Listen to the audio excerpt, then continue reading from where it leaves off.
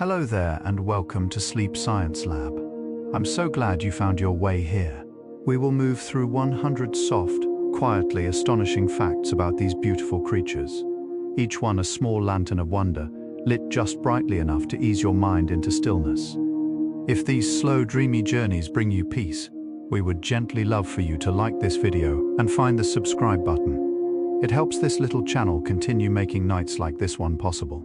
Now settle in. Let your shoulders fall, let your breath deepen, and let's begin this slow and soothing journey. Somewhere deep in the forest, where the light filters through in long golden threads, and the ground is soft with years of fallen leaves, something small is moving so gently, so patiently, that the moss beneath it barely notices. The air smells of rain that fell 3 days ago, still held tenderly by the roots and the soil. And in this place, where time moves like honey through cool air, the forest snail begins its evening. And so, quietly, do we? The shell of a forest snail is not simply a home. It is a living structure, grown slowly from the inside out, built from the very body of the creature that inhabits it.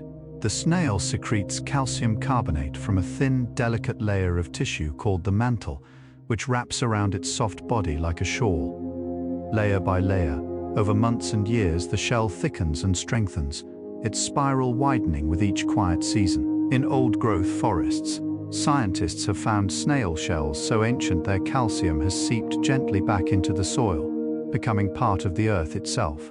There is something deeply comforting in that thought, that even the homes we build with our own quiet effort eventually dissolve back into something larger, something softer.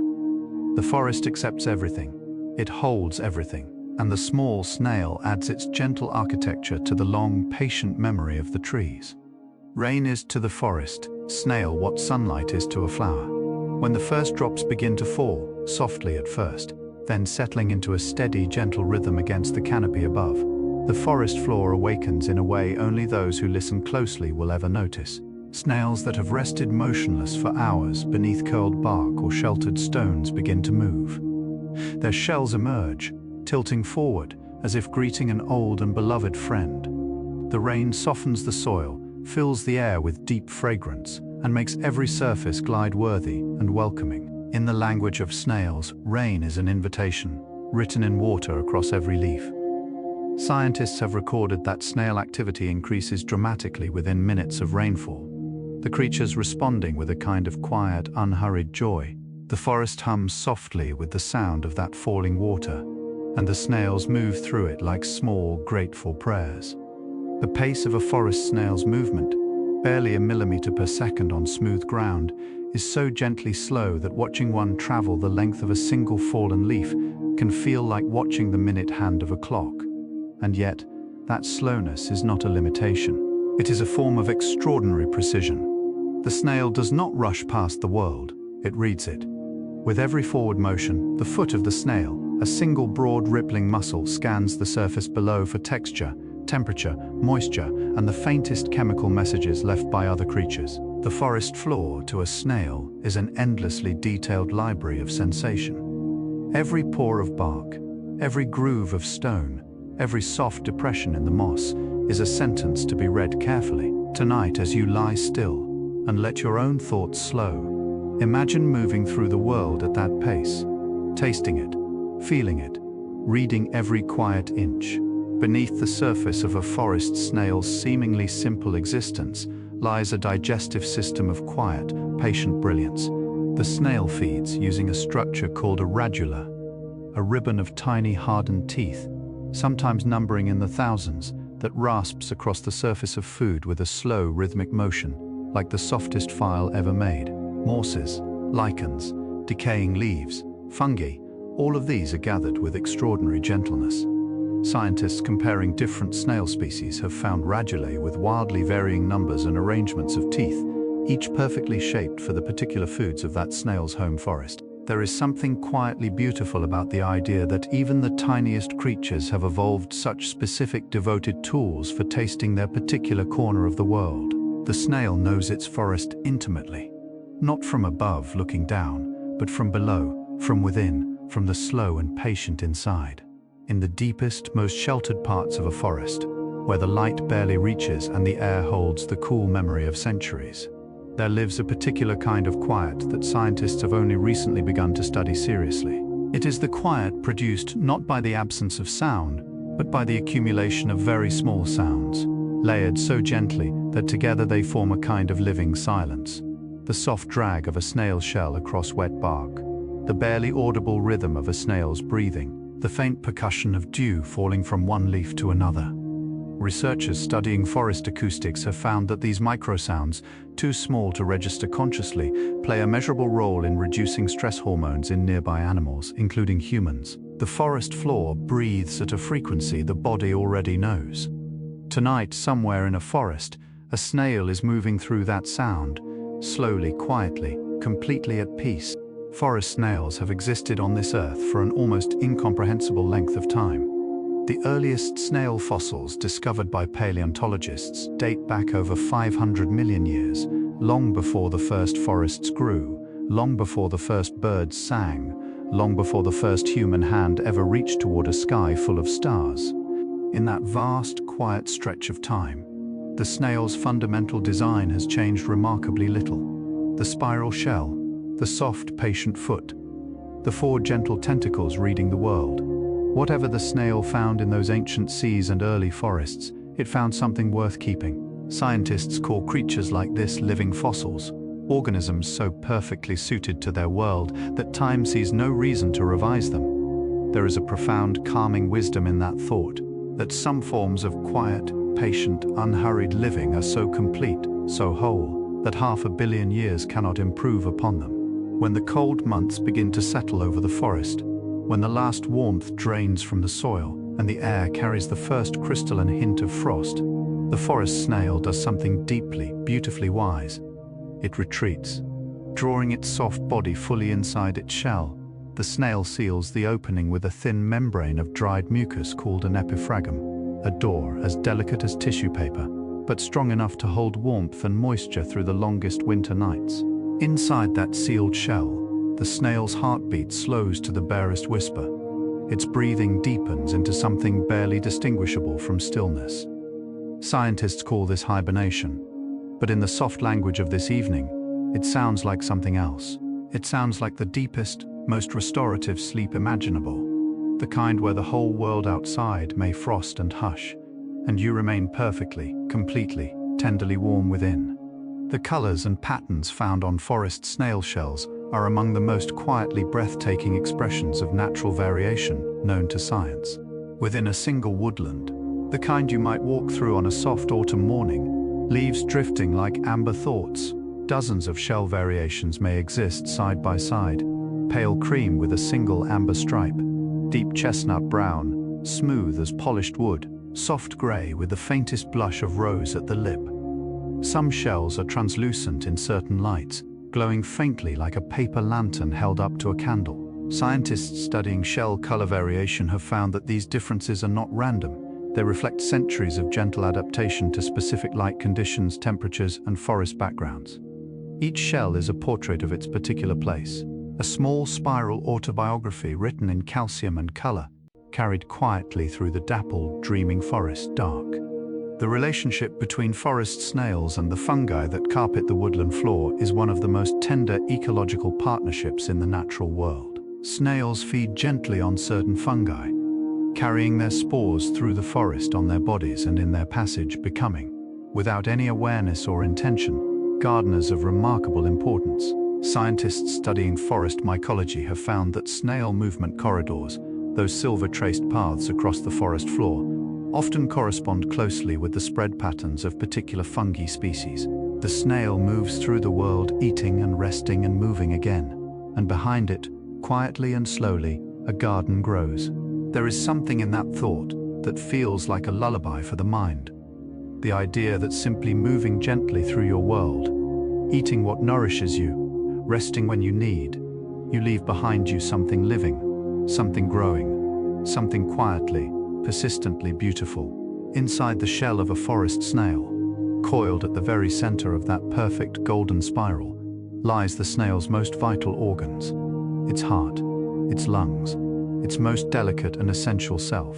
The heart of a snail is a small, patient chamber that beats with a slow, steady rhythm, far slower than our own, unhurried in a way that feels almost meditative. Scientists have measured the resting heart rate of certain forest snail species at fewer than 30 beats per minute, a pace so calm and deliberate it resembles the rhythm of deep, dreamless sleep. The blood that flows through that quiet heart is not red, but a soft, pale blue colored by a copper-based compound called hemocyanin, which carries oxygen with gentle efficiency through the snail's cool, unhurried body. Blue-blooded and slow-hearted, the forest snail moves through its world at the pace of a very long, very peaceful exhale. The forest snail breathes through a single small opening on the right side of its body, just beneath the edge of its shell, a tiny aperture called the pneumostome, which opens and closes with a slow, deliberate rhythm that mirrors, in its quiet way, the breathing of the forest itself. Unlike the rapid, urgent breathing of creatures governed by speed and urgency, the snail's breath is long and unhurried. It opens, it rests, it closes.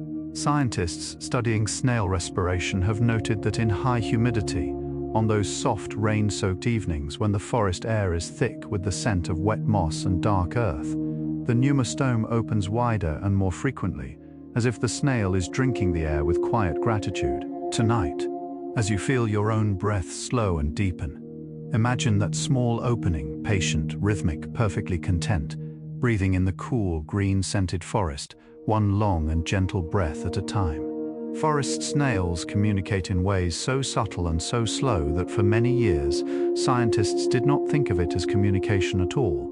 They leave chemical signatures in their mucus trails, complex molecular messages that other snails can read as they cross the same path hours or even days later. These messages carry information about the snail's identity, its reproductive state, the quality of food sources it has recently discovered. It is a conversation conducted in the softest possible ink, written across wet leaves and mossy stones, read not with eyes but with the whole surface of a patient, sensing foot. Imagine a world where every path you walked left behind a gentle story, where every surface held the quiet memory of those who had passed before. The forest floor, to a snail, is exactly that world, a living library of slow conversations whispered in chemistry across the sleeping woodland dark. Among the many forest creatures that share the snail's quiet world, few have a relationship with it, as old or as layered as the woodland thrush. This small, speckled bird has developed a remarkable technique, finding a particular stone in its territory, a flat, reliable surface it returns to again and again, and using it as an anvil against which it carefully breaks open snail shells to reach the soft creature within. Scientists call these stones thrush anvils, and they can be identified in old woodlands by the accumulation of broken shells around them. Small spiraled fragments, scattered like the remnants of 100 tiny libraries. There is no cruelty in this. It is simply the forest's long, unhurried conversation between predator and prey, between bird and snail, between the swift and the slow, a dialogue written over millions of years in the patient grammar of survival and grace. The moisture content of forest soil is one of the most precise and sensitive instruments in the natural world, and the forest snail is one of its most devoted readers. Scientists studying snail habitat preferences have found that most woodland species can detect changes in soil humidity of less than 1%, a sensitivity so refined it surpasses many laboratory instruments designed for the same purpose. The snail reads this moisture through its foot, through its tentacles, through the very surface of its mantle, always seeking that perfect balance of dampness where food grows richest and movement is easiest. In dry periods, snails will travel surprising distances, for a snail, following invisible moisture gradients through the forest, like a traveler following the sound of a distant stream. The soil speaks in water, the snail listens with its whole body, and the forest holds them both in its long, breathing, perfectly calibrated embrace. There is a particular hour in the forest, just before the first light begins to soften the eastern sky, when the night is at its most complete, and the dew has gathered to its fullest weight on every waiting leaf that belongs more than any other to the snail. In this hour, the forest floor is silver with trails. Every stone, every root, every moss-covered fallen branch carries the luminous signature of the night's quiet travelers. If you could lie down in that forest at that hour, pressing your ear gently to the earth, you might hear, Or imagine hearing the softest imaginable sound, the barely perceptible glide of 1,000 small, unhurried lives moving through the dark. Scientists studying nocturnal forest ecology call this the peak activity window. In the language of this evening, it is simply the most beautiful hour when the world slows to the pace of a snail and the night holds its breath in quiet, luminous wonder. The lifespan of a forest snail is, by the measures of the small creatures of the woodland floor, remarkably generous. Many species live between 5 and 10 years, some in particularly sheltered and food-rich corners of old forests, reaching 15 years or beyond. Scientists studying long-lived snail populations in ancient European woodlands have found individuals whose shells, when examined closely, carry the record of every season they have passed through. Rings of growth and rest laid down as faithfully as the rings inside a tree trunk.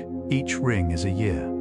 Each year is a full revolution of rain and frost and green return. The snail carries its autobiography on its back, written in calcium and time, in the most beautiful and portable archive imaginable. Tonight, as you rest, consider the quiet patience of a creature who measures its life not in urgency or speed, but in the slow, faithful turning of seasons. The forest floor upon which the snail moves is itself one of the most complex and quietly teeming ecosystems on Earth. A single square meter of rich woodland soil contains more individual living organisms than there are people on the entire surface of our planet. Bacteria, fungi, mites, worms, beetle larvae, and 1,000 other forms of quiet, industrious life. The snail moves through this invisible city the way a slow cloud moves through a mountain valley, large and unhurried, unaware of the vast complexity thrumming beneath it and around it. And yet the snail is essential to that complexity. Its passage aerates the soil. Its feeding distributes spores and seeds. Its shell, when it finally rests forever, dissolves into calcium that feeds the roots of trees. Scientists speak of ecosystem services, but tonight, let us simply call it belonging. The snail belongs to the forest, and the forest, tenderly, completely, belongs to the snail. When two forest snails meet on a rain-softened evening and begin their long, circling courtship, one of the most extraordinary events in the natural world quietly unfolds. Many land snail species engage in a behavior scientists call dart shooting, where each snail fires a small, sharp structure made of calcium carbonate into the body of its partner before mating. These love darts, as they are affectionately known, are not weapons. They are chemical messengers, carrying compounds that improve the likelihood of successful reproduction. The dart is formed slowly inside a special gland, grown over days with patient biological precision, used only once, and then regrown for the next encounter. Scientists studying this behavior have found the chemistry involved to be astonishingly sophisticated, but the image itself is what lingers in the quiet imagination. Two small creatures, in the rain, in the dark, offering each other something sharp and tender, and entirely their own. In the world of forest snails, the sense of smell, or rather the capacity to detect and interpret chemical information in the environment, is the primary language through which the entire forest is understood. The snail's tentacles are exquisitely sensitive chemoreceptors, able to detect the presence of a ripening mushroom several meters away, or to distinguish between the scent of a familiar moss and a new one encountered for the first time. Scientists have found that snails can learn to associate particular scents with food sources, a form of memory so elegant and so basic that it suggests the deepest roots of what we call knowing. The snail knows its forest by its smell. It knows rain before rain arrives. It knows morning before light returns. Moving through the world with that quality of patient, centered awareness, reading every breath of air like a whispered secret, is a kind of knowing that lives far below thought, in the oldest and most restful part of being. There is a particular species of forest snail, the Roman snail, known to scientists as Helix pomatia, that has been quietly accompanying human civilization for so long that it has become a kind of living thread woven gently through our shared history. Ancient Romans collected and cultivated these large, cream-shelled snails in dedicated enclosures called cochlearia, feeding them on aromatic herbs and grains, appreciating them for their patient, unhurried nature as much as for any other quality. Medieval monks kept them in monastery gardens, watching them move through the herb beds at dusk with what they described in their journals as a quality of blessed slowness. Today, Helix pomacia is protected across much of Europe, a recognition that something ancient and irreplaceable moves through those old forests still. The same cream shell, the same patient foot, the same unhurried turning through the quiet evening, the same small, faithful, dreaming life. The eggs of a forest snail are among the most quietly beautiful objects in the natural world. Small, pearlescent spheres, each one barely larger than a grain of fine sand, laid in careful clusters beneath the shelter of fallen bark, or tucked into the soft, damp embrace of moss. A single snail may lay between 30 and 80 eggs in one season, depositing them with extraordinary patience into a shallow hollow it has excavated using only the gentle pressure of its own foot. Scientists examining snail eggs under magnification have found them to be perfectly spherical. Their surfaces smooth as polished moonstone, their interiors a warm, translucent amber. Inside each one, over the course of 2 to 4 weeks, the entire miracle of a new snail forms in complete silence and complete darkness, the spiral shell already present, already perfect, already coiled in its ancient golden proportion. Life beginning again in the quietest possible way. When a baby forest snail first emerges from its egg, it enters the world already carrying a tiny paper-thin shell, so delicate that light passes through it like dawn through frosted glass. This shell, called the proto-conch, is the snail's very first home, formed entirely within the egg before the creature has ever touched the world outside. It is faintly ribbed, almost perfectly transparent, and no larger than the period at the end of a sentence. The newly hatched snail's first act in the world is to eat, often consuming the remains of its own eggshell, absorbing the calcium that will begin strengthening its fragile new home. Scientists find in this first meal a kind of elegant biological poetry. The snail literally built from the inside out, nourished by the very vessel that sheltered its becoming. It enters the forest already carrying everything it needs, already whole, already quietly, completely home. The forest changes in ways both grand and invisible with the turning of each season, and the snail reads every one of those changes with a faithfulness that has no parallel among the creatures of the woodland floor. In spring, when the soil warms by the smallest measurable degree and the first new fungi push through the leaf litter, like soft, pale thoughts, the snail stirs from its winter stillness and begins to move. Scientists studying seasonal snail behavior have recorded the precise soil temperatures that trigger emergence, often just a degree or two above the long winter baseline, a threshold so subtle that only the most sensitive instrument would register it. The snail registers it completely. It does not need a calendar. It does not need a clock. It carries within its cool, quiet body an awareness of time and season so precise and so ancient that it makes all our instruments seem like recent and slightly clumsy inventions. Among the forests of the Pacific Northwest, those vast cathedral stands of Douglas fir and red cedar where the air is permanently soft with mist, there lives a snail species so devoted to its particular place that scientists consider it one of the most habitat-specific creatures on Earth. The Oregon forest snail, known as Alagona townsendiana, exists only in the specific microhabitats created where old-growth forest meets the edge of small woodland streams. Remove either element, the ancient trees or the flowing water, and the snail quietly disappears. Scientists call this extreme habitat specificity, but it reads more simply as an expression of profound belonging. This snail does not merely live in its forest, it is made by it, shaped by it, defined by every particular quality of its light and moisture, and root and stone. It is the forest, looking at itself through two small, wondering eyes on the tips of two gently extended tentacles.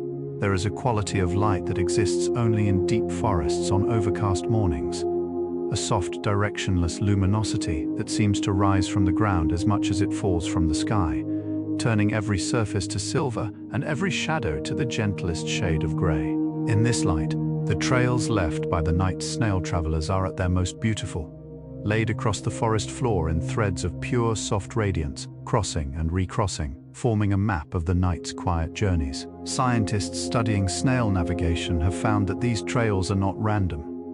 They tend to lead from resting sites to food sources along the most moisture-rich routes available, a network of paths as purposeful and as elegantly efficient as any map drawn by a human hand. In that soft morning light, The forest floor becomes a luminous record of 1,000 small, unhurried lives, each one tracing its own gentle arc through the dreaming dark. The mucus of a forest snail is, in the quiet estimation of scientists who study it most closely, one of the most sophisticated biological materials ever examined.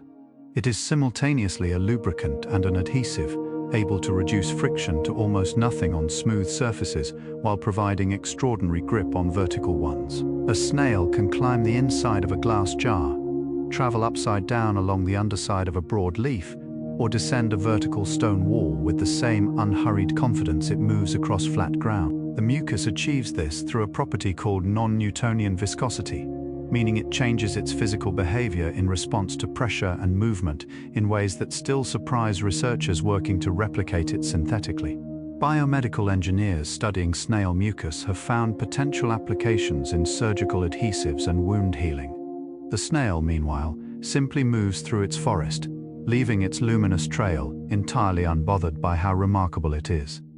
Deep in the rainforests of Southeast Asia, where the canopy is so dense that rain reaches the forest floor only as the softest second-hand mist, there exists a family of forest snails so large and so ancient that encountering one feels like stepping briefly through time. The Cameina species of the Asian highlands produce shells the size of a child's fist, heavy, intricately banded, their surfaces carrying the rich ochre and chestnut tones of the forest soil itself.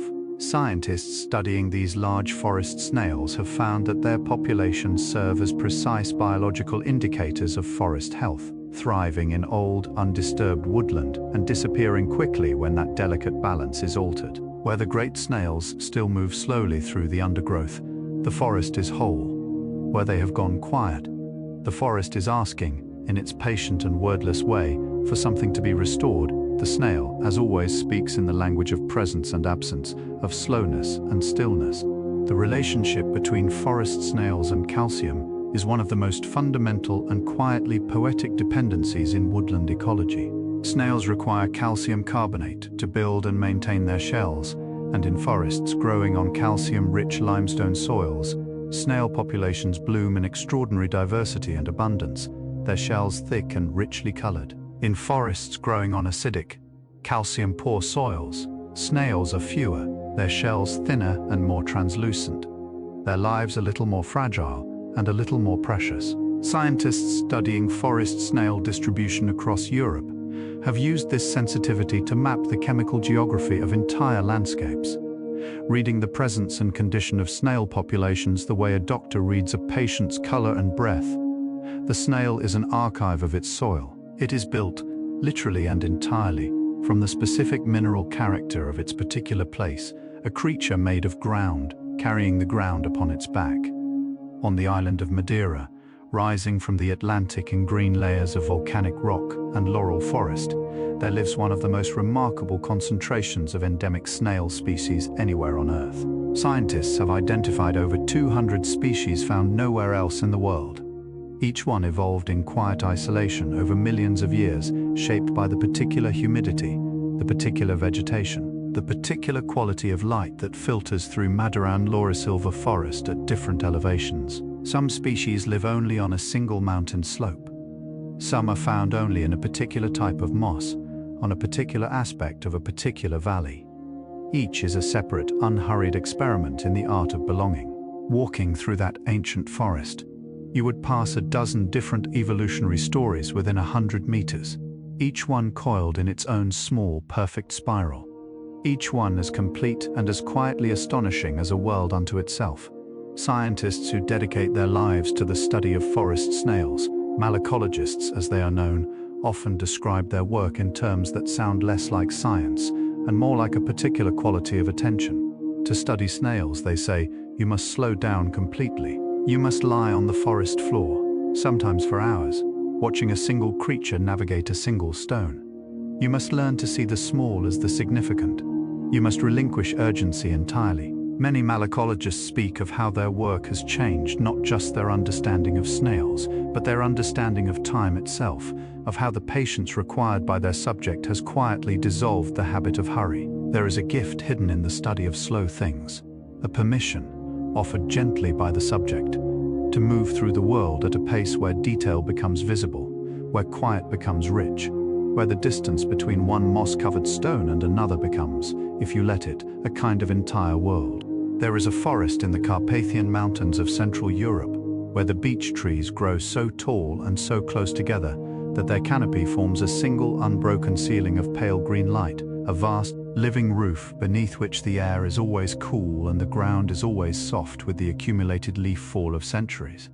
In this forest, scientists have recorded over 40 species of land snail living within a single hectare, a density of shell-bearing life so remarkable that every careful footstep on the forest floor requires attention. Walking through this beech forest in the early evening, when the light turns from green to gold and the first moisture of night begins to rise from the soil, you would hear, if you listened with your whole body, the faintest imaginable percussion of shells against stones, of soft bodies moving across wet surfaces, the forest floor, breathing its evening breath, alive with its smallest and most ancient inhabitants.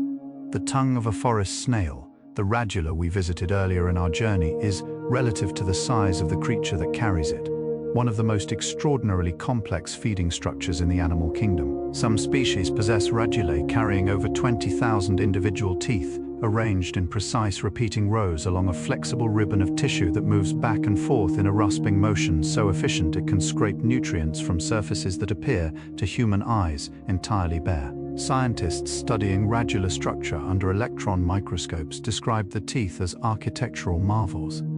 Each one hardened with iron compounds, each one shaped with a precision that manufacturing engineers have spent years trying to replicate in synthetic materials. The snail has simply grown them, slowly and without effort, the way the forest grows everything, from the inside, at its own perfect pace, in the exact shape that belonging to a particular place requires.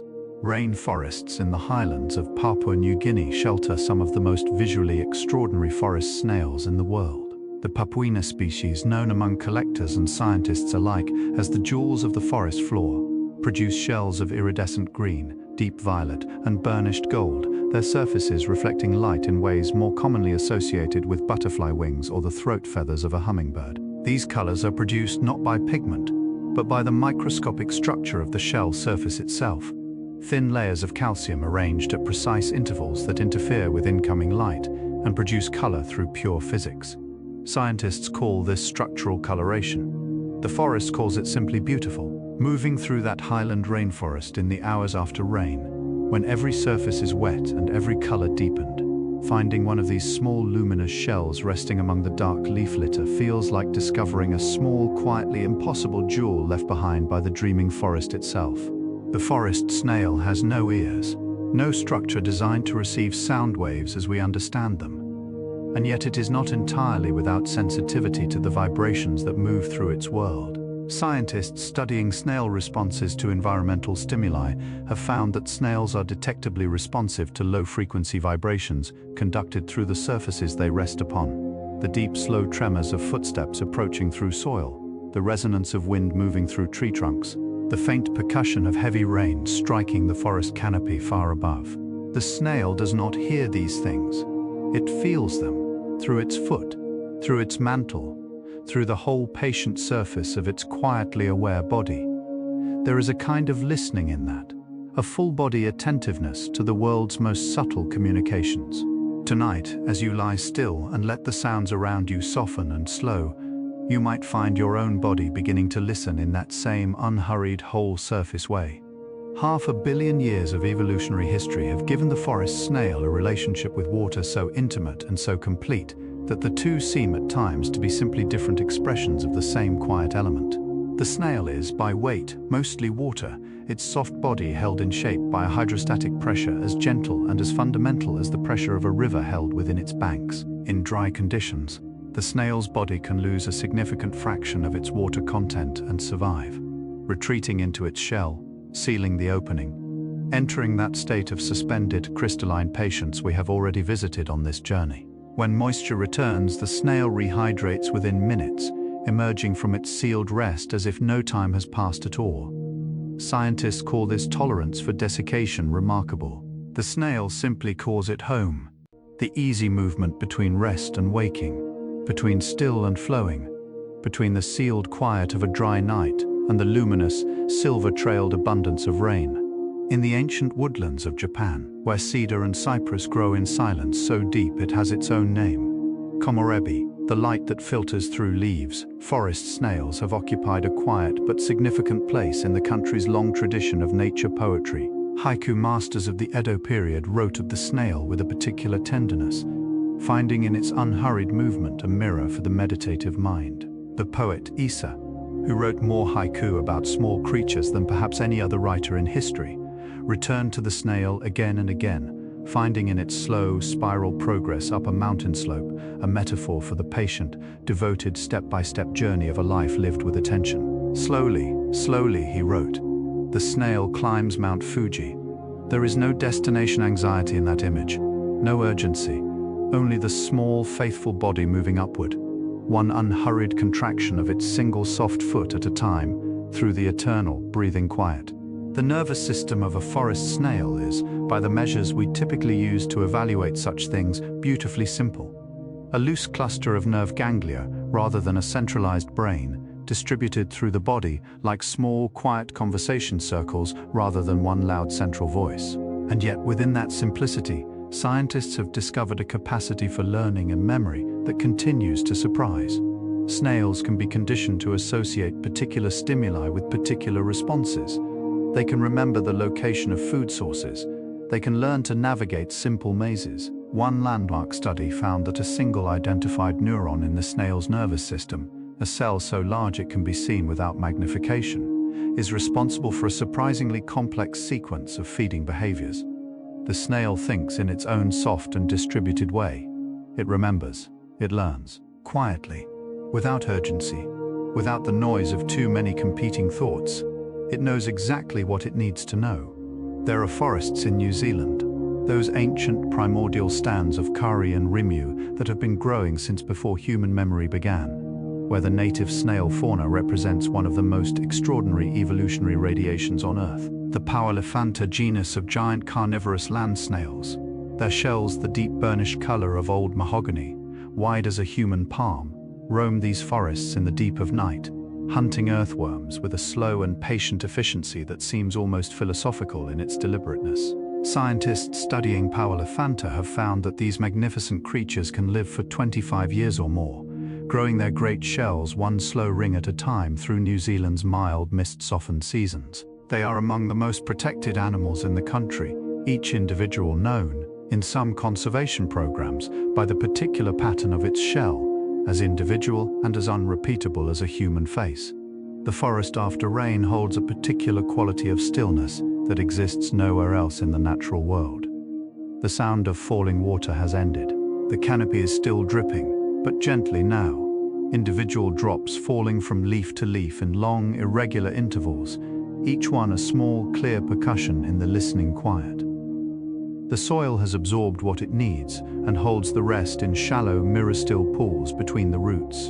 And through this transformed, softened, rain-renewed world, the snails move in their greatest abundance, the silver threads of their trails multiplying across every surface, the forest floor becoming for these few precious hours a map of quiet, purposeful, unhurried life. Scientists studying post-rainfall forest ecology describe this window as a peak biodiversity moment, when more species are simultaneously active than at any other time, but it is also simply the most beautiful time, when the forest is at its most generous, and its smallest inhabitants move through it like slow, grateful prayers. The forests of the British Isles, those ancient, rain-softened woodlands of oak and ash and hazel that have been growing in their present form since the last ice retreated northward, are home to a quietly remarkable diversity of land snail species, many of them so small they are measured in millimeters and so perfectly camouflaged they are invisible to any but the most patient and attentive eye.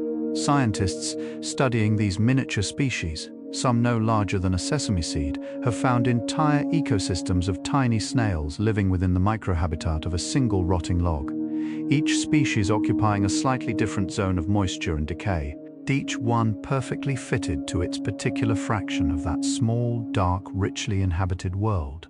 To lie beside such a log on a soft British woodland morning, your face level with the moss and the bark, and simply watch is to discover that the world you thought you knew contains, folded within it, 1,000 smaller worlds, each one complete, each one quietly astonishing. The spiral of a snail shell grows according to a mathematical principle so fundamental that it appears not only in living organisms, but in the large-scale structure of the universe itself. The logarithmic spiral, in which each successive turn of the coil is proportionally larger than the last by a constant ratio, is the same spiral traced by the arms of spiral galaxies, by the bands of hurricanes seen from space, by the arrangement of seeds in a sunflower's face. The snail does not know this.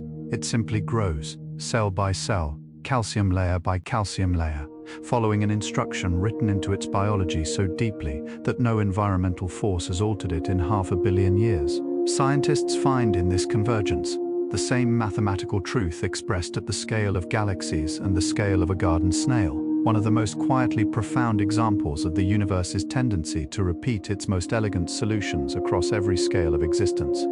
On warm, still evenings in late spring, in the meadow edges and woodland clearings of Central Europe, an extraordinary behavior can occasionally be witnessed by those patient and fortunate enough to be present. Certain species of forest snail, particularly the grove snail, Sepia nemoralis, gather in small, loose groupings on the stems of tall grasses and wildflowers, climbing to heights of 30 or 40 centimeters above the forest floor. Scientists studying this behavior believe the snails are seeking the specific combination of temperature, air movement, and humidity that these elevated positions provide in the cooling evening air. But the image itself is one of unexpected, quiet beauty. A dozen small banded shells resting on the swaying stems of meadow grasses in the last amber light, the forest dark and soft behind them, the air warm and flower-scented, each small creature perfectly, completely still, as if the whole meadow has paused, just for a moment, to rest in the most gentle and unhurried way imaginable. The process by which a forest snail repairs damage to its shell is one of the most quietly instructive demonstrations of patient biological resilience in the natural world. When a portion of the shell is chipped or cracked by a falling stone, a careless footstep, or the beak of an unsuccessful thrush, the snail does not abandon its home. It simply begins, immediately and without urgency, to repair it. The mantle extends toward the damaged area and begins secreting new calcium carbonate, layer by microscopic layer, filling the crack from the inside outward. Scientists have documented remarkable restorations, shells rebuilt from significant damage over the course of several weeks, the repair sometimes so complete that only the faintest scar remains, a slightly different shade or texture in the shell's surface. The snail rebuilds itself slowly from the inside, with the same quiet patience with which it built itself in the first place. There is a lesson in that, written in calcium, carried gently on its back. We have now moved gently through 50 quiet facts about forest snails, 50 small lanterns of wonder, lit one by one in the soft dark of this evening. And the journey is only half complete. Somewhere in the forest tonight, a snail is moving through the silver-wet undergrowth, reading the world through its 4 patient tentacles, carrying its spiral home through the breathing dark. The rain has stopped, or perhaps it has just begun. The moss is perfectly, completely saturated with the memory of water. The forest floor is alive with the quiet industry of 1,000 unhurried lives, and somewhere in the deep, still center of all that gentle movement, there is a quality of peace so complete and so ancient that simply knowing it exists, simply resting in the awareness of it, as you are resting now, is enough to let the whole weight of the day dissolve, slowly and completely, like morning mist releasing from a woodland stream into the first, soft, unhurried light of day. In the cloud forests of Costa Rica, where the mountains rise so high that the trees spend their entire lives wrapped in soft, moving mist, the forest snails have evolved shells of extraordinary thinness, almost translucent, pale as the fog itself. Their surfaces so finely textured they feel beneath a fingertip like the finest handmade paper. Scientists studying these high-altitude species have found that the perpetual moisture of the cloud forest environment has allowed the snails to reduce their shell thickness dramatically over evolutionary time, less calcium needed for protection against desiccation when the air itself is never dry. The result is a creature of almost impossible delicacy. a living thing so finely made that it seems less like an animal and more like a thought given gentle, temporary form. Moving through those mist-filled forests, pale shell barely visible against the pale air, the cloud forest snail seems to belong equally to the solid world and to the dream of it. Scientists who study the ecology of forest floors have a particular term for the layer of decomposing leaf litter that blankets the ground beneath the trees. They call it the duff layer, and it is, in its quiet way, one of the most productive and most sheltering habitats on Earth. The duff layer is the snail's most beloved world. Within its warm, dark, fragrant depths, where last autumn's oak leaves are slowly becoming next spring's soil, where fungi weave their white threads through the crumbling brown, the snail finds food, shelter, moisture, and the perfect temperature for rest. Scientists measuring the microclimate within duff layers have found that even on the coldest nights, the temperature within a deep, well-developed leaf litter layer remains several degrees warmer than the air above, a natural insulation as effective and as gentle as the softest blanket drawn up around the shoulders of a sleeping child. The forest tucks its smallest inhabitants in every single night with extraordinary care. The grove snail, Sapea nemeralis, is one of the most scientifically celebrated of all forest snail species, not for its size or its rarity, but for the extraordinary variability of its shell patterns. In any single woodland population, grove snail shells may be found in yellow, pink, or brown, with anywhere between 0 and 5 dark spiral bands. And every possible combination exists within the same community, the same leaf litter, the same gentle corner of forest. Scientists have studied this variation for over a century, finding in it one of the clearest and most elegant demonstrations of natural selection operating in real time. Different color combinations are favored in different microhabitats. Banded shells harder to spot among grasses, plain yellow shells invisible against leaf litter. The forest is always quietly reading its snails, and its snails are always quietly reading the forest, a conversation in color conducted over centuries in the most patient and beautiful language of all. There is a quality of attention that develops naturally in people who spend long, quiet hours in forests, a softening of the usual focus, a widening of awareness that begins to include the peripheral, the small, the easily overlooked. Naturalists call this the forest gaze, a way of seeing that is less like looking and more like listening with the eyes. It is in this state of expanded, unhurried attention that the forest snail most often reveals itself, not found by searching, but simply appearing, suddenly visible, in a patch of light on a mossy stone or at the base of a rain-darkened root. Scientists studying attention and natural environments have found that time spent in forest settings measurably reduces activity in the brain's default mode network, the neural circuitry associated with rumination, worry, and the relentless internal monologue of a busy mind. The forest quiets the mind the way rain quiets a dusty road, gently, completely, without asking anything in return. Among the forest snail's many quiet contributions to the health of its woodland home, one of the least visible but most essential is its role in the decomposition of fallen wood. Many species feed on the fungi and bacteria that colonize decaying logs and branches, and in doing so they accelerate the breakdown of that wood into the rich, dark humus that feeds the forest's next generation of trees. Scientists studying forest nutrient cycling have found that in woodlands with healthy snail populations, the rate of wood decomposition is measurably faster than in equivalent forests where snail populations have declined. The snail, moving slowly through the fallen wood of its forest, is participating in a recycling process so ancient and so complete that it makes our own most sophisticated waste management systems seem newly invented and slightly incomplete. Everything in the forest eventually becomes everything else. The snail is one of the quiet, unhurried agents of that endless, beautiful transformation. The forests of the Mediterranean basin, those ancient sun-warmed woodlands of cork oak and wild olive, where the air carries the mingled scents of thyme and resin, and the distant sea, present the forest snail with a particular kind of challenge: summer. When the long, dry months arrive, and the soil hardens and the grasses turn the color of old honey, many Mediterranean snail species enter a state called aestivation, a summer sleep that mirrors winter hibernation in its depth and its stillness. The snail climbs upward, attaching itself to a dry grass stem or the rough bark of a stone wall, sealing its shell with a fresh epiphrag, and entering that beautiful suspended state we have visited before on this journey. There it rests, pale shell turned toward the sky, through the long golden sun-heavy weeks of summer, patient as a stone, still as a thought held gently in the mind, waiting for the first breath of autumn rain. Scientists studying the genetics of forest snail populations have discovered that the boundaries of snail distribution often preserve, written in DNA, the precise geography of ancient landscapes that no longer exist above ground. In Britain, for example, the genetic boundaries between certain snail populations correspond almost perfectly to the river systems and forest clearings that existed immediately after the last ice age, 10,000 years ago, when the land was still finding its current shape. The snails have not moved far enough, in all that time, to blur those ancient boundaries.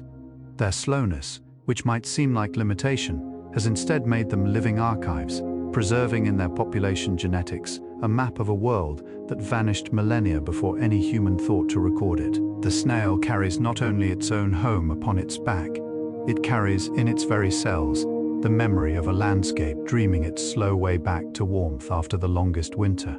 The sound of a forest at night, the real deep layered sound of it, heard from within rather than from the edge, is one of the most naturally sleep-inducing acoustic environments ever measured by scientists studying human rest. Researchers in sleep medicine have found that recordings of natural forest ambience, the soft, irregular drip of water from leaf to leaf, the faint movement of air through the highest branches, the occasional distant call of a nocturnal bird, reduce the time it takes to fall asleep and increase the proportion of deep, restorative sleep cycles experienced through the night. The forest, it seems, speaks directly to the oldest and most restful parts of the human brain, parts that formed in evolutionary environments exactly like this one. Tonight, as you listen to these words growing slower and softer, imagine yourself lying in that forest, the ground soft beneath you, the canopy breathing above, and somewhere nearby, barely audible, the silver progress of a small and unhurried life. There is a researcher at a university in the south of England who has spent the better part of 3 decades studying a single population of forest snails in a small ancient woodland near her home. She knows many of the individuals by the particular markings of their shells, a distinctive chip on the lip here, an unusual banding pattern there. She has followed some of them for years, recording their movements on hand-drawn maps of the woodland floor, watching them return season after season to the same sheltered hollows, the same favored moss beds, the same particular patch of fungus on the underside of the same fallen elm. She says in an interview conducted softly in that woodland that the snails have taught her more about patience than any other experience in her life, that watching them has made her understand, in some way she finds difficult to articulate, that slowness is not the opposite of richness. It is very often where richness lives. We have now traveled together through 60 quiet, slowly unfolding facts about the forest snail, 60 soft steps deeper into the green, rain-scented world of these ancient, unhurried creatures. The night outside your window, wherever you are, is doing what nights have always done, deepening, cooling, filling with the slow music of the dark. And somewhere in a forest, perhaps not far from where you rest, perhaps on the other side of the world in a woodland dreaming in a different hemisphere, a snail is moving so slowly that the moss beneath it barely registers the passage, moving so patiently that the concept of hurry has no meaning in its world. Its shell catches whatever light the night offers, the silver of the moon, the soft blue of starlight filtered through leaves, and holds it quietly, the way a still pool holds the reflection of the sky above. 40 more facts wait for us, like 40 more soft lanterns in the dark. Rest, and let us continue. The forest snail's foot, that single broad rippling muscle upon which its entire life is conducted, is a structure of such quiet biological elegance that scientists studying locomotion have returned to it again and again as a model of efficient, low-energy movement. The foot moves by means of hundreds of tiny muscular waves that pass from back to front in smooth, overlapping sequences, each wave lifting a small portion of the foot, moving it fractionally forward, and setting it down again with the gentlest possible contact. The result is a glide so smooth it produces no vibration, no impact, no sound whatsoever. Engineers studying soft robotics have drawn direct inspiration from this mechanism. designing machines that move with the same wave-driven, frictionless grace. But no machine yet built captures the full quality of it, that particular combination of absolute stillness in the shell above and continuous, flowing motion below, like a river moving beneath a surface of perfectly undisturbed glass. In the high beech forests of the Apennine Mountains in central Italy, where the trees grow so tall their upper branches disappear into low cloud, and the forest floor is carpeted in a deep, springy layer of copper-colored leaves, there lives a snail species whose shell carries one of the most extraordinary visual patterns in the natural world. The Clausilia species' long, narrow shells, no larger than a human thumbnail, tapering to a fine point at one end like a tiny spire, are covered in fine, raised ribs that catch the light and create a subtle shifting iridescence as the snail moves. Scientists examining these ribs under magnification find them to be precisely and regularly spaced, a natural diffraction grating that splits ambient light into its component colors the way a prism does. The snail moves through the autumn forest like a tiny, self-contained spectrum, carrying its own quiet rainbow through the copper and gold and deep-breathing brown. The relationship between moisture and the forest snail is so fundamental, so completely defining of every aspect of the creature's existence, that scientists sometimes describe the snail as a living rain gauge, its activity levels providing a more immediate and sensitive measure of environmental humidity than most instruments designed for that purpose. On the driest days, even in midsummer, a snail population appears to vanish entirely. Every individual sealed within its shell, resting in its favored shelter, the forest floor looking as empty of life as a bare stone. Then the humidity shifts, perhaps only a few percentage points, perhaps only the first suggestion of distant rain carried on a changing wind, and the forest floor comes alive again. Shells tilt forward, tentacles extend. Silver trails begin their slow multiplication across every surface. The snail does not wait for rain to fall. It responds to the promise of rain, to the whisper of it, hours away, in the changing quality of the air. Among the most devoted and patient observers of forest snail behavior in the history of natural science was the Victorian naturalist Edward Forbes, who spent long summer evenings in the woodlands of the Isle of Man lying flat upon the ground, his face level with the moss, watching snails with the same quality of focused, unhurried attention that his contemporaries directed at the stars. In his journals, written in a small, careful hand that itself resembles a snail trail in its patient, deliberate progress across the page, he described the snail's movement as resembling the tide, unstoppable in its slowness, rhythmic in its muscular waves, leaving behind it a transformed surface as surely as the sea leaves transformed sand. He wrote that watching a snail had taught him that the world contains more motion than we can see, that stillness, examined closely enough, is always found to be full of the most quiet and continuous and purposeful movement imaginable. The forests of the southern Appalachian Mountains in eastern North America, those ancient, species-rich woodlands of tulip, poplar and hemlock and white oak, so biologically diverse they are sometimes called the lungs of the eastern world, shelter one of the most threatened land snail faunas anywhere on the planet. Scientists have identified dozens of endemic species found nowhere else on Earth, many of them so small and so habitat-specific that entire populations exist within areas no larger than a single city block. Conservation biologists working in these forests speak of their subjects with a particular tenderness, these creatures that have survived ice ages and continental drift and millions of years of change, now facing pressures so rapid and so widespread that their ancient, patient biology has no framework for responding. To walk through those Appalachian forests and know that beneath your feet, in the leaf litter and the moss, lives something irreplaceable and ancient and quietly, stubbornly alive, is to feel very deeply the weight and the privilege of being here. The calcium that builds a forest snail's shell begins its journey, in most cases, as the mineral remains of other shells, the crushed and weathered remnants of snails that lived and rested and slowly dissolved back into the soil in seasons long before the current inhabitant was born. The snail absorbs this calcium through its food, through the fungi and lichens and leaf fragments. It rasps from the forest floor and carries it upward through its body to the mantle, where it is secreted as new shell in the living, growing spiral. Scientists studying calcium cycling in woodland ecosystems have found that the same calcium atoms may pass through dozens of snail generations over the course of centuries, moving from shell to soil to fungus to snail to shell again in a slow, circular journey as patient and as complete as the turning of the seasons. The snail is built from its ancestors. It will, in time, become its descendants. The spiral continues, quietly, forever. There is a particular quality of forest silence that occurs only in the deep of winter, when the last leaves have fallen and the canopy is bare, and the light comes through in long, pale, unobstructed shafts that reach all the way to the forest floor. In this silence, the sealed shells of hibernating snails rest invisible beneath the leaf litter, beneath the snow where it has fallen, their inhabitants suspended in their deep, still winter sleep. Scientists measuring the metabolic rates of hibernating snails have found them reduced to less than 1% of normal waking activity, a slowdown so profound it approaches the theoretical minimum for a living organism. The snail's heart beats perhaps once every several minutes. Its breathing is undetectable without instruments.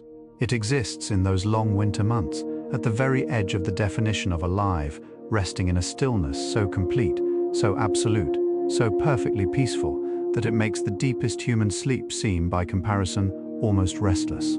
The shells collected and studied by the great 19th century conchologists, those patient, meticulous naturalists who spent their lives cataloguing and describing the shells of mollusks from every corner of the world, fill the drawers of natural history museums with a quiet, accumulated beauty that has never entirely found its way into public awareness. Or row upon row of forest snail shells, each one labeled in a fine Victorian hand, each one a small, perfect record of a life lived in a particular forest, in a particular season of a particular year, now more than a century gone. Scientists returning to these historical collections today find in them an irreplaceable archive, baseline data against which current populations can be compared, evidence of species now lost, records of shell morphology from forests that no longer exist.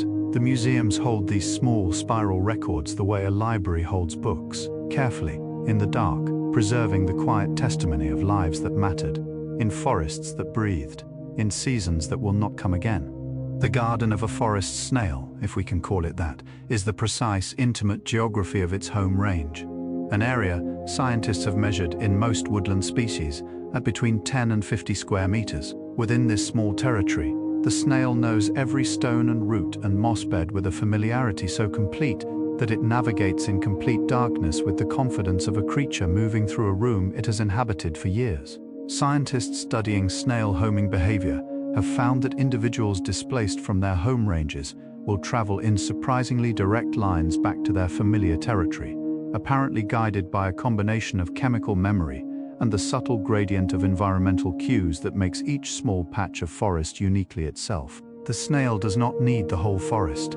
It needs its particular corner of it, its specific stones, its favored mosses, its own beloved and memorized dark. In its contentment with a small, deeply known world, the snail offers the quietest possible wisdom. Tonight, as this journey continues its slow and gentle unfolding, we have moved through 70 soft windows into the world of the forest snail. Outside, wherever you are, the night is doing what it has always done, holding everything in its dark. Still embrace, slowing the world to its most restful pace, inviting every living thing toward the deep repair of sleep. The forest snails are awake. Most of them, this is their hour, their silvered, moisture-rich, perfectly quiet time. They are moving through their small, beloved territories, reading the world through their patient tentacles, leaving their luminous trails across the sleeping forest floor. And you are here, growing still, growing soft, your breath, finding the slower rhythm that belongs to this hour and no other. 30 more quiet facts remain, 30 more soft steps through the breathing forest dark. Let your body sink a little deeper into its rest. Let the words become, if they wish, less meaning and more sound, like rain on leaves, like the forest breathing, like the slow and silver progress of a small and ancient life.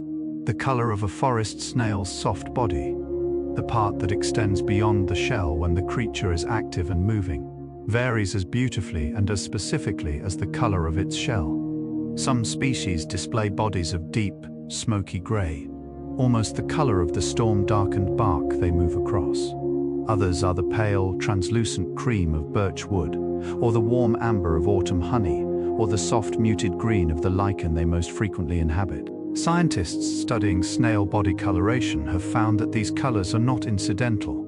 They represent millions of years of selection for camouflage in particular forest microhabitats. Each shade matched with extraordinary precision to the specific palette of the creature's home environment. The snail does not choose its color. Its color is chosen, slowly and carefully, by the forest itself, painted onto the creature over geological time, with a patient brush of natural selection, in exactly the shade the forest most needed it to be. The process of a forest snail emerging from hibernation in early spring is one of the most quietly moving events in the woodland calendar, and one of the least witnessed, because it happens with such extreme slowness that it requires the kind of patient, unhurried attention that most of us reserve for sleep itself. The epiphragm that sealed the shell through the winter months begins to soften as the soil temperature rises by its first precious degrees. The snail's heartbeat, which has been barely a whisper for months, begins its slow acceleration toward normal. The first tentative movement of the foot against the inside of the shell, invisible from outside, precedes the actual emergence by hours. And then, with the most gradual and deliberate motion imaginable, the snail begins to push through its softened seal and back into the world. The first breath of spring air touches its extended tentacles. The forest impossibly has returned, and the snail moves forward into it, as it always has, as it always will, with absolute and unhurried faith. Scientists studying the neurochemistry of slow movement in animals have found something quietly profound in the physiology of creatures like the forest snail, something that has implications not just for biology, but for our understanding of rest and well-being. When the snail moves at its characteristic unhurried pace, its nervous system operates in a state of what researchers describe as low arousal efficiency, a condition in which the minimum necessary neural activity produces the maximum effective behavior. There is no excess firing, no unnecessary activation, no neural equivalent of worry or distraction, or the restless energy of a mind that cannot find its stillness. The snail's nervous system, in its beautiful simplicity, runs always at the pace of deep, restorative calm, the pace at which things are done well, done completely, and done without cost. Scientists call this optimal for the organism. In the quiet language of this evening, it sounds like something we might simply call peace. There is a forest in the Swiss Jura Mountains where scientists have been conducting a continuous study of land snail populations for over 40 years, one of the longest-running ecological monitoring projects of its kind anywhere in the world. Every spring, the same transects are walked, the same quadrats are sampled, the same species are counted and measured, and carefully returned to their places in the leaf litter. The data accumulated over those 4 decades tells a story of extraordinary complexity, of populations rising and falling with rainfall patterns, of species ranges shifting slowly upslope as temperatures climb, of the subtle, almost imperceptible but entirely real ways in which a forest community responds to a changing world. The scientists who have devoted their careers to this work speak of the forest and its snails the way one speaks of very old friends, with the particular depth of feeling that comes only from long, patient, unhurried attention given freely over many quiet years. The shell of a forest snail, when held up to a strong light, reveals a translucency that varies from species to species. Some shells nearly opaque, their calcium so densely layered they admit no light at all, others so thin and fine that the shadow of the snail's body within is visible as a soft, dark shape through the pale shell wall. Scientists studying this variation in shell opacity have found it correlates closely with the light environment of the snail's habitat. Species living in deep, dark forest understory tending toward thicker, more opaque shells, while those inhabiting the brighter edges of woodland clearings often produce thinner, more translucent ones. The forest writes its light conditions into the very substance of the snail's home, so that a shell, even emptied of its inhabitant and held in a human hand far from any forest, still carries within its thickness and its translucency the specific quality of light of a particular woodland, remembered in calcium, held forever in the spiral. Among the many creatures that share the forest floor with the snail, few have a relationship with it as ancient or as quietly complex as the ground beetle. These fast, iridescent insects, moving through the leaf litter with a purposeful speed that seems almost frantic beside the snail's unhurried glide, are among the most important predators of forest snail eggs and juveniles. Scientists studying the population dynamics of forest snail communities have found that ground beetle activity has a measurable regulating effect on snail numbers, keeping populations in balance, preventing any single species from expanding beyond the carrying capacity of its habitat. The snail and the beetle have been conducting this slow negotiation for hundreds of millions of years. The patient and the swift, the armored and the quick, each one shaping the other through the long, unhurried grammar of predation and survival. Between them, they keep the forest floor in its most perfect and most beautifully balanced state. The art of the Japanese tea ceremony, that most patient and deliberate of human rituals, in which every movement is slowed to its most considered and most present expression, shares in its deepest intention something with the life of the forest snail. Both are organized around the principle that the quality of attention brought to a small thing determines the quality of experience derived from it. Tea masters speak of ichigo ichi-e, one time, one meeting, the understanding that this particular moment, this particular cup, this particular quality of steam rising from the bowl will never exist again and deserves, therefore, to be received with complete and unhurried presence. The snail, moving through its small, beloved territory, tasting each surface, reading each chemical message in the air, inhabits its world with exactly this quality of complete, unhurried presence. The ichigo ichi-e of the forest floor, lived every moment, in every slow and silver step. The study of forest snail fossils has given scientists one of their most precise and most quietly remarkable tools for reconstructing the climates of the distant past. Because different snail species have such specific requirements for temperature and humidity, the presence of particular species in ancient sediment layers, their shells preserved by the same calcium that built them, tells the story of the climate at the time of their deposition with extraordinary accuracy. Scientists reading a vertical sequence of fossil snail assemblages can trace the warming and cooling of past climates in fine detail, watching, in the changing composition of shell species through the layers, the slow advance and retreat of warm and cold, wet and dry, forest and grassland over thousands of years. The snail, in death as in life, continues its patient work of recording the world, leaving its spiral signature in the sediment the way it leaves its silver trail on the forest floor, quietly and completely, and without any awareness of the extraordinary testimony it provides. There is a small, rarely visited nature reserve in the limestone hills of central Slovenia, a country so forested and so quietly extraordinary in its natural richness that it sometimes feels like the world's best-kept secret, where the density of land snail species per square kilometer is among the highest recorded anywhere on Earth. Scientists who have surveyed this reserve speak of walking its forest paths as an experience of almost overwhelming biological intimacy. The sense that every surface, every stone, every patch of moss is inhabited by something small and spiral and perfectly, specifically alive. The reserve protects not just the snails themselves, but the precise combination of limestone geology, ancient forest structure, and microclimate that makes their extraordinary diversity possible. It protects, in other words, the conditions for a particular kind of quiet abundance, the kind that takes centuries to develop, that exists nowhere else in quite this way, and that asks of us, in return for the privilege of its presence, only that we move through it slowly and with care.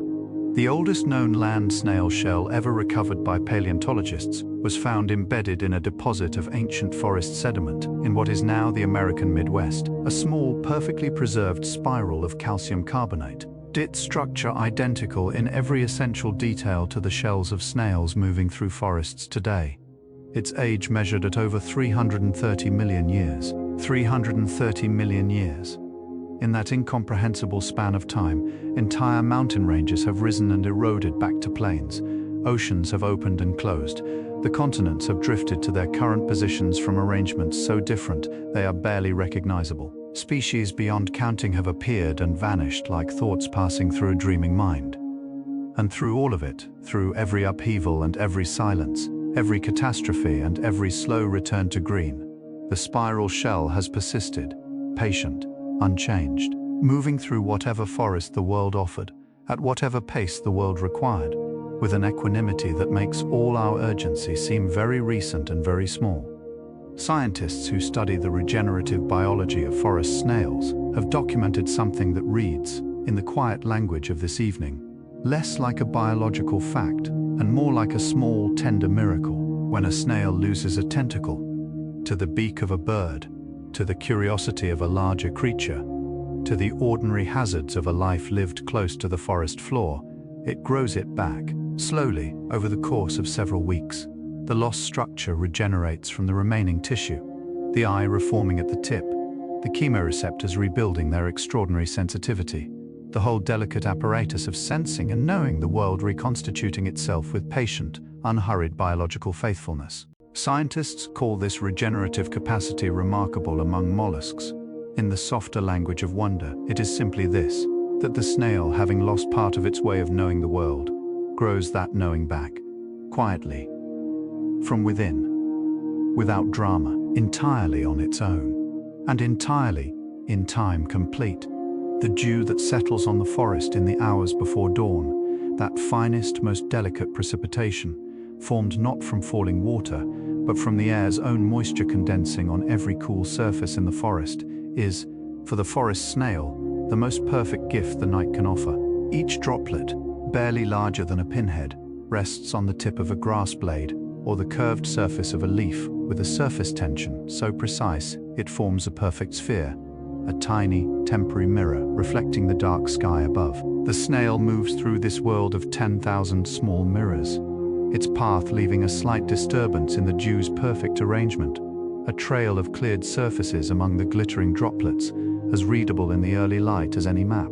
Scientists studying dew formation in forest ecosystems have found that the presence of snail trails actually influences subsequent dew deposition patterns, the snail's path through the night subtly reshaping the very conditions of the world that follows it long after it has passed. Among the many medically significant discoveries related to forest snails in recent decades has been the finding that certain compounds in snail mucus have measurable wound healing and anti-inflammatory properties in human tissue. Research conducted by dermatologists and biochemists has found that the complex glycoproteins in snail secretions accelerate the repair of damaged skin cells, reduce inflammatory responses, and stimulate the production of collagen with a gentleness and effectiveness that has placed them among the most carefully studied natural compounds in cosmetic and medical science. The snail produces this substance simply as a byproduct of its ordinary, unhurried movement through the world. The same trail it leaves on a wet leaf, the same silver signature it writes on the forest floor. It does not know it is healing. It is simply moving, simply being, simply leaving behind it, as all living things do in their own ways, something that helps the world repair itself. 10 facts remain in our journey, 10 final soft lanterns to light the last quiet corridor of this forest night. Your breath, by now, is moving at its slowest and most natural rhythm. The thoughts that seemed so present at the beginning of this evening have grown distant and soft-edged, like lights seen through fog. Still there perhaps, but no longer urgent, no longer loud. The forest snails are still moving in their forest, as they will be moving long after this night has completed its slow arc into morning, carrying their spiral homes through the breathing dark, reading the world with their patient tentacles, leaving their silver testimony on every surface they grace with their passing. There is something in their persistence that feels, tonight, like a kind of companionship, the quiet reassurance of creatures who have been moving slowly through the dark for longer than we can fully imagine, and who have found in that slowness not limitation, but the deepest and most complete form of belonging to the world. The forests of the Canary Islands, those volcanic archipelagos rising from the Atlantic in steep, fold mist-wrapped ridges of laurel and tree heath, shelter a land snail fauna so ancient and so diverse that scientists studying it have compared its evolutionary significance to that of the Galapagos Islands for birds. Over 500 endemic species have been described from these islands, many of them known from single volcano slopes or single forest valleys, their shells carrying the specific colors and proportions of their particular elevation and their particular quality of Atlantic mist. Some of these species have been evolving in isolation for 15 million years, since before the islands themselves reached their current form, adapting through geological upheaval with a patience so profound it dissolves all ordinary categories of time. The Canarian forest snail is not merely old. It is one of the living definitions of oldness, a small, spiral, quietly breathing monument to the particular genius of patient, unhurried, island-shaped time. There is a quality of darkness that exists only deep inside an ancient forest on a moonless night. A darkness so complete and so soft that it seems less like the absence of light and more like a presence in itself.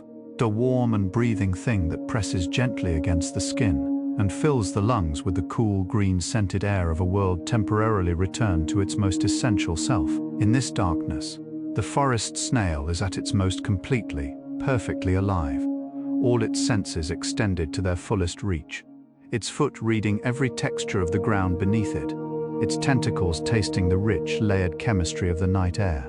Scientists studying nocturnal animal behavior speak of dark-adapted states, physiological conditions in which sensory systems recalibrate for maximum sensitivity in low-light environments. The snail lives its entire active life in this state of exquisite, dark-adapted attentiveness, moving through the world not despite the darkness, but because of it. Finding in the night, as you may be finding now, the most complete and restful form of knowing.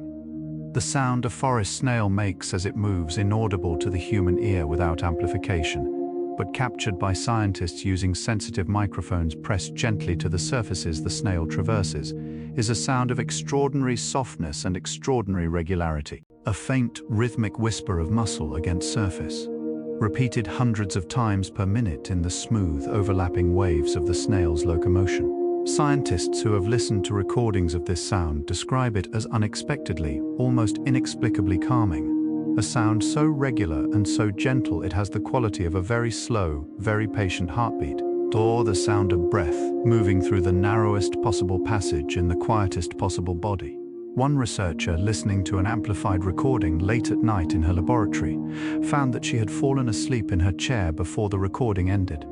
The snail's movement translated into sound, having done, apparently without effort or intention, exactly what this evening's journey is attempting to do for you right now.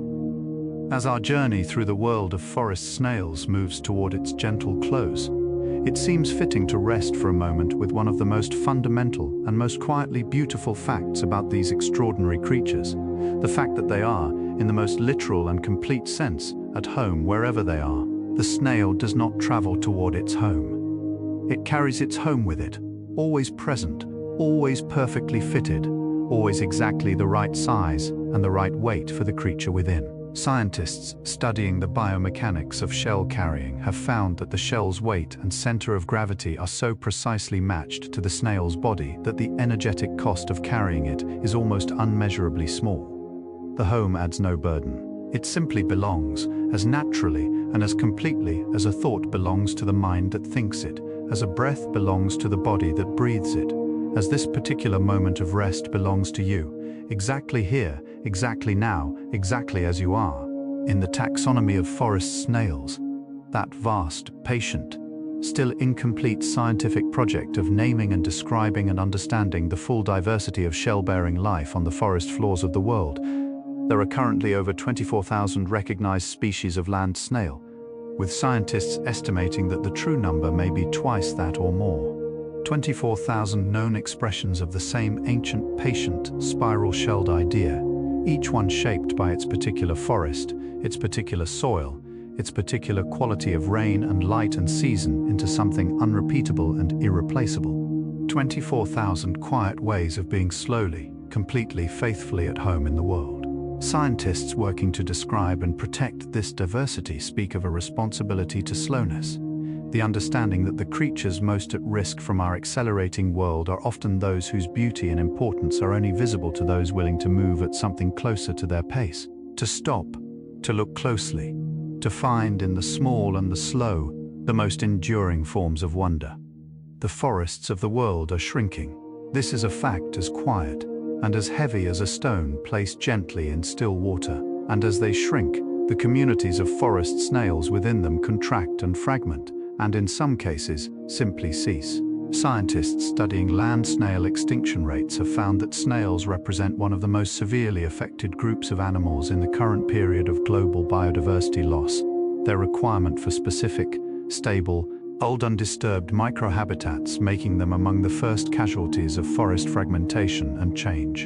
And yet, in the forests that remain in the ancient sheltered still whole corners of woodland, where the leaf litter is deep, and the limestone is present, and the rain falls with its old faithful regularity, the snails persist, moving through the night with the same patient certainty they have carried for 500 million years, asking nothing from the world except its continued presence, offering nothing in return except their own small, spiral, silver-traced, quietly astonishing aliveness. There is a researcher in New Zealand who has spent the last decade walking the same forest trail at midnight, once every month, in all weathers, counting and recording the giant Pauliphanta snails that cross a particular stretch of mossy ground between two ancient rimu trees. She has given some of the regular individuals informal names, not in the scientific literature, but in the small personal notebook she carries in her jacket pocket on these night walks.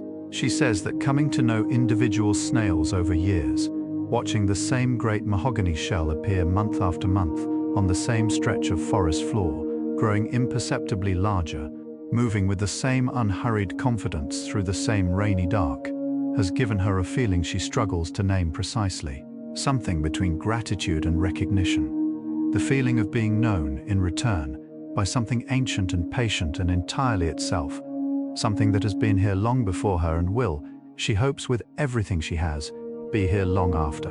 The last light of a forest evening, that particular amber gold quality that filters horizontally through the tree trunks in the final minutes before darkness, falls on the shells of emerging snails the way a museum spotlight falls on a treasured exhibit. Each shell catches and holds the light differently.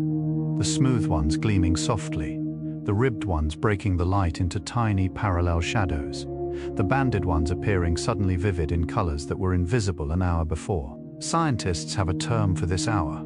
They call it the golden hour, and they note that it corresponds almost precisely with the peak of snail emergence activity in temperate forests. The snails come out into the light just as the light becomes most beautiful.